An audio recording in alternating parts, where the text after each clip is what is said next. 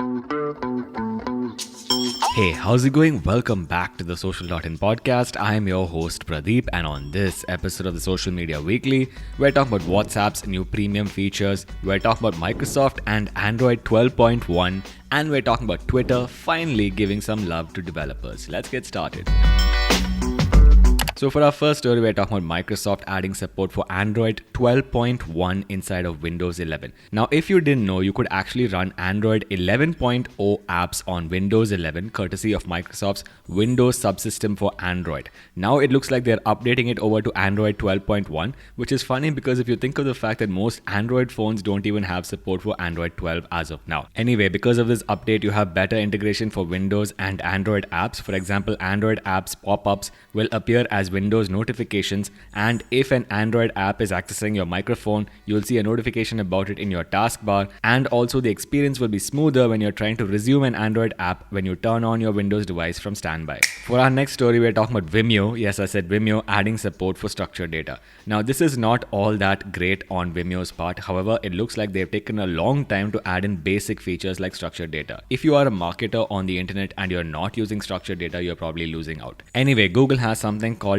Google Best Practices for Video Players, and it looks like Vimeo has now integrated it by adding in structured data for public videos. What's interesting here is that Google will now be able to showcase chapters and time zones for Vimeo videos on Google search. Of course, Vimeo doesn't really have a hope of competing with YouTube here because YouTube has AI which can actually transcribe a video without a human being involved. For our next story, we're talking about Twitter showing some love for developers. Now, Twitter has had a long history of not loving its developers. For example, it rolled out a project called Project Blue Sky, which basically went nowhere. Blue Sky was supposed to decentralize Twitter, kind of. Anyway, you had Twitter clients like Tweetbot, which if they just had to show a reverse chronological feed in their apps, had to go through a lot of hoops. Now with the launch of Twitter API 2.0, it looks like Twitter is finally showing some love for developers. Basically, developers can now use this Twitter API 2.0 to show a reverse chronological feed inside of their apps, and it looks like there is some benefit of their former CTO now being their CEO.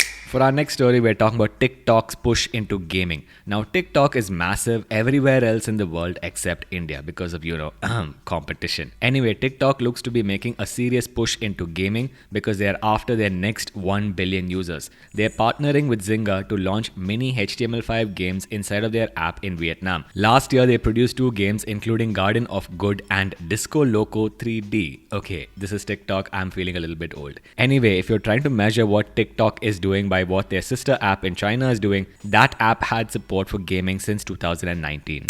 For our final story, we're talking about WhatsApp adding in premium features. Now, WhatsApp is basically having its moment here because Mark Zuckerberg wants to somehow recoup the $19 billion that he spent on the acquisition in 2014.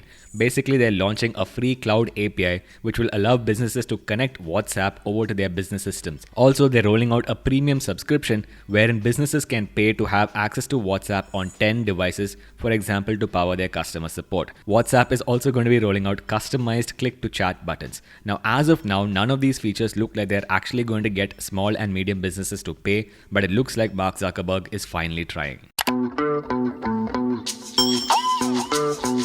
That's about it for this week's episode, guys. If you enjoyed it, please go over to your favorite podcast application, subscribe to the Social.in podcast, give us a 5-star rating, and we will see you guys in the next episode.